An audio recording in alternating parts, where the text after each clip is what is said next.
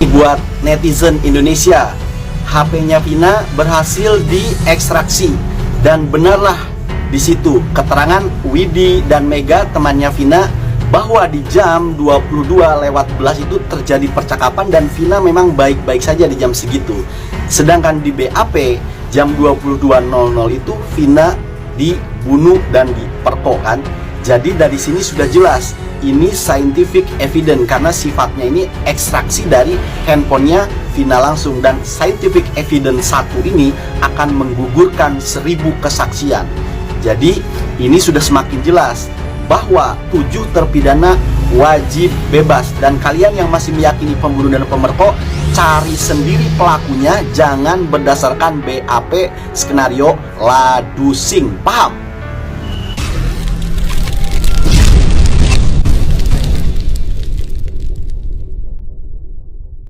Oke, assalamualaikum saudaraku. Anda berbicara tentang Apa? Assalamualaikum saudaraku. Nggak sudi kami punya saudara seperti kalian. Gerombolan penjahat seperti kalian. Nggak sudi kami, biar tahu kalian. Ya, yang benar aja kami punya saudara seperti kalian. Jauh-jauh kau mimpi kau punya saudara seperti kami. Penjahat kalian. Ya, gila. Yang benar aja kami punya saudara seperti kalian. Kalian penjahat berdasi, penjahat yang dilindungi oleh hukum. Penjahat yang dilindungi oleh negara. Kalian sebenarnya adalah penjahat sebenarnya, bukan penjahat-penjahat yang ada mencuri ayam, mencuri kambing. Kalian lebih dari penjahat itu kalian lakukan. Tetapi kalian apa? Kebal hukum. Karena hukum itu juga kalian yang mengatur sistemnya bagaimana. Belum lagi revisi undang-undang Polri dan TNI. Kau punya otak enggak? Ya, kalau mau bicara transparan terhadap masyarakat, oke, kita buktikan. Berani nggak kalian, berani nggak Bapak Kapolri menciptakan sistem, ya? Itu tampilkan coba CCTV, tampilkan ke layar lebar di masyarakat, di mana supaya masyarakat mengetahui bagaimana kalian kerja. Apakah kalian tidur, apakah kalian main game judi online, apakah kalian main skater, akan ketahuan di sana. Lalu narapidana ataupun yang ditahan di kepolisian akan ketahuan apa aja yang dilakukan mereka, apa aja aktivitas mereka. Kalian punya otak enggak? Polisian itu punya otak enggak? Kapolri itu punya otak enggak? Kalau Kapolri itu punya otak tapi tidak berfungsi dengan baik. Kenapa saya bilang tidak berfungsi dengan baik? Kalau dia punya otak dan berfungsi dengan baik, dia tidak akan mungkin membiarkan oknum-oknum yang melakukan kejahatan itu dimutasi, tetapi ditindak tegas, dipecat, dihukum setimpal-timpalnya. Mana yang dilakukan Bapak Kapolri? Semua hanya dimutasi. Bapak Kapolri, ya? Ibtu Rudiana membantah dirinya sebagai otak yang merekayasa kasus tewasnya Vina dan Eki di Cirebon. Ibtu Rudiana juga membantah jika dia yang mengarahkan Aib dan Dede memberikan kesaksian palsu dalam kasus tersebut. Mendengar hal itu, kuasa hukum Peggy Setiawan Insang Nasruddin gregetan. Insang Nasruddin mempertanyakan keberadaan Ibtu Rudiana selama ini. Kemudian di sidang PK, sekonyong-konyongnya hadir menampakkan diri ke ruang publik. Memberi keterangan ke ruang publik, sambungnya. Lebih lanjut, Nasruddin meminta Ibtu Rudiana membantu membuktikan segala perkataannya.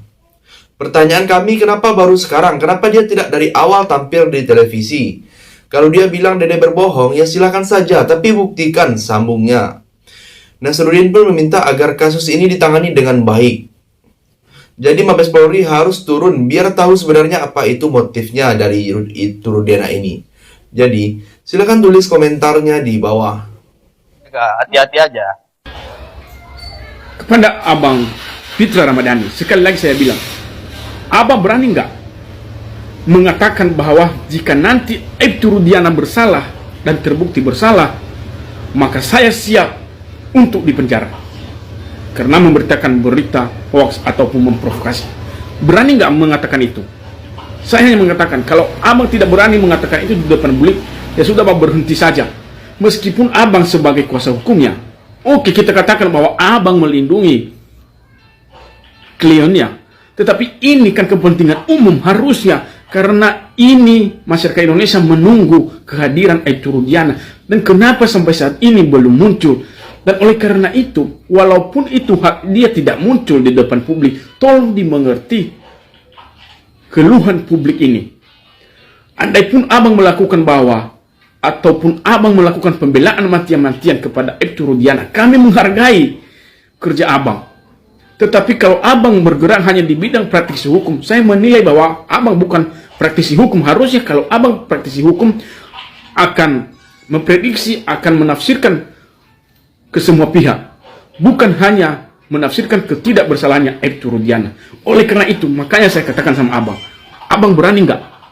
Karena abang bilang Aibtu Rudiana tidak bersalah, Aibtu Rudiana tidak melakukan penganiayaan. Bahkan Aibtu Rudiana sudah ngomong sama kamu karena kamu anggap, karena kalian sebagai sahabat. Dan apa yang telah disampaikan oleh Aibtu Rudiana adalah merupakan instruksi dari pimpinan. Abang berani nggak nanti kalau memang hal itu tidak terbukti sesuai dengan abang yang disampaikan itu, berani nggak masuk penjara? Di sisi lain, sudah 3 hari Aibtu Rudiana berada di Bareskrim Polri. Benarkah Aibtu Rudiana kini dibidik oleh tim khusus bentukan Kapolri yang menangani kasus Vina Cirebon ini? Sebelumnya, seluruh penyidik yang menangani kasus Vina diperiksa tim khusus tak terkecuali yaitu Aibtu Rudiana. Aibtu Rudiana sampai dipanggil menjalani pemeriksaan di Bareskrim selama 3 hari, bahkan kini meminta doa. Praktisi hukum Deolipa Yumara menduga Aibtu Rudiana sudah merasa tidak aman posisinya yang diserang oleh kubu terpidana kasus Vina Cirebon. Atas hal itu, Aibtu Rudiana merasa harus muncul untuk mempertahankan diri agar tidak terjerumus ke dalam jurang pidana.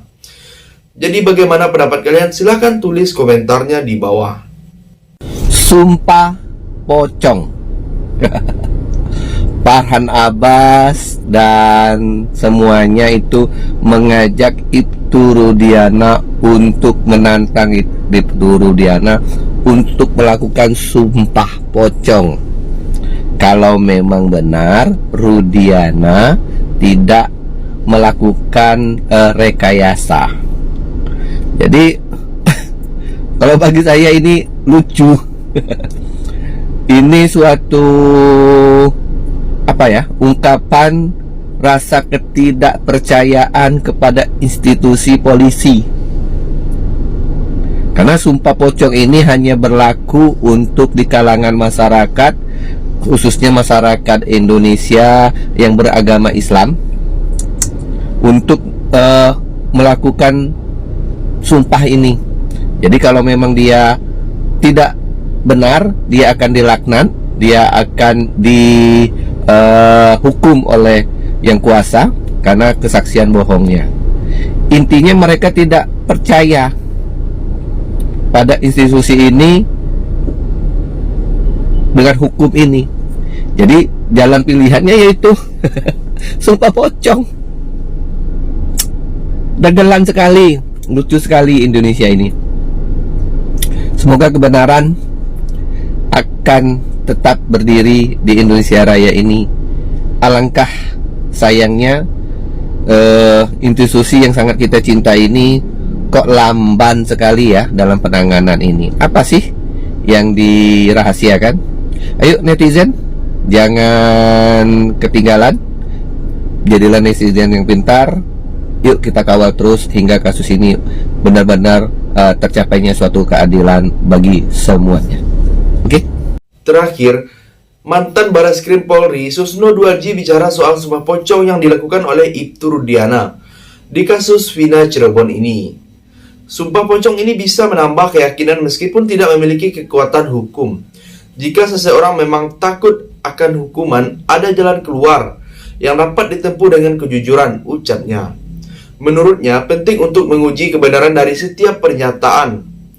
Apakah itu dari Rudiana atau pihak lainnya? Ia menekankan bahwa dalam Al-Quran, nama Allah tidak boleh dipermainkan dan prinsip ini juga berlaku untuk semua agama lainnya.